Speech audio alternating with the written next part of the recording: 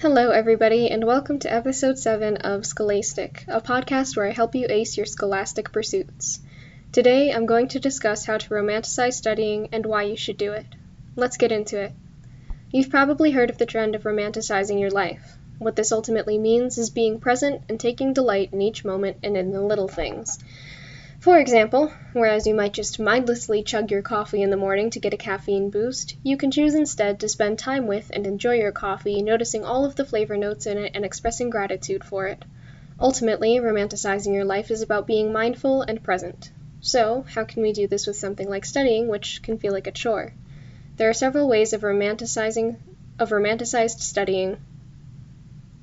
Okay, sorry, I script these and I'm reading this sentence and it makes no sense, so I'm going to say this in my own way. There are several ways I have romanticized studying throughout my time in academics. One of my go-to ways to romanticize studying is to put on a playlist that helps me focus and puts me in a good mood. The type of music I listen to has changed a lot over the years and also depends largely on my mood. I used to listen to epic orchestral soundtracks, which were usually quite intense and made me feel like I was fighting dragons instead of solving equations. I still love epic orchestral music, but I tend to prefer comparatively calmer, slower music. At times, I've listened to music with isochronic tones for focus, and my current favorite types of music are synthwave and what I guess I'll call liminal space music. If you look up something like liminal space playlist on YouTube, you'll probably find some that I've listened to. I particularly like the playlists by a YouTuber by the name of Nobody. If you find music distracting, you can always play white noise or something monotonous in the background to block out sounds from your environment to help you focus. Of these genres of music, the one that I feel is most romantic is classical music, especially dark academia-themed playlists. Those make me feel like I'm studying and working at a prestigious university while it's raining outside. It gives me visions of antique clocks, old wood and dark brickwork, dusty books, yellow journals, and fresh ink. It makes the work that I'm doing feel special or important, at least, more so than it actually is. Whatever music or ambient noise helps you to focus best, go with that. Another way I romanticize studying is by making my handwritten notes look pretty. Now, this wasn't practical for me to do in university, but when I'm learning for pleasure on my own time, I like to make my own notes on things and use colored pens to make my notes look nice. If you have the luxury of time to do this and it helps you romanticize the studying process, I actually think it's a lot of fun and would highly recommend it. That said, if you're super busy like I was in college, it may be best to find other ways to romanticize how you study. Having a special snack or drink while you study can also help you enjoy the studying process more because you associate studying with the enjoyment of that special snack or drink. I would occasionally get a matcha latte from Starbucks while I was in university, but usually I would save the fun snacks and drinks for when I was studying from home.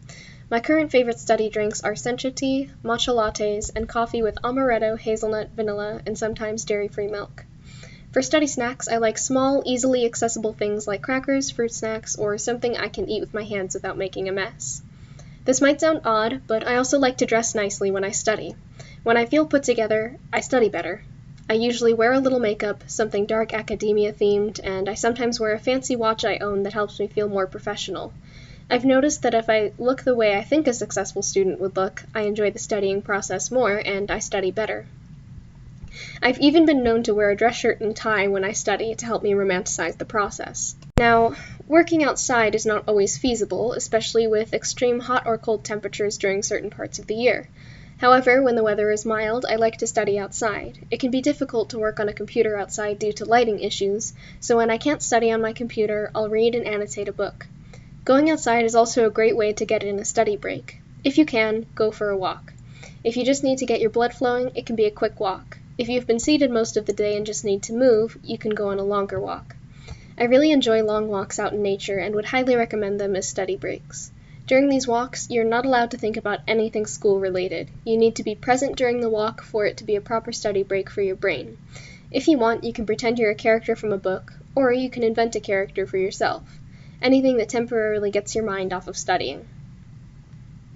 I don't think this is always practical or a good idea, but maybe, for some classes, consider buying a physical textbook. There's something about engaging with a physical book that makes the studying feel more real to me and helps me romanticize it.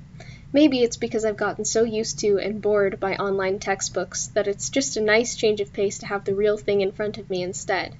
Now I know that textbooks are expensive and heavy, so I rarely do this now, but if it's a subject that you really love and you can see yourself using the textbook outside of class, maybe consider buying a physical copy for yourself. You can always check out secondhand stores, Amazon, and thrift books to try to get better deals on your school books and textbooks. This is not sponsored, I just thought I'd share this bit of information in case you weren't already aware. Another good way to romanticize studying is to make your main study space a nice place to be.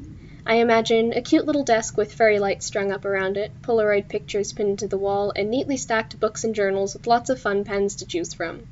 This is not remotely close to what my own study space looks like, but it's an example of what you could transform yours into.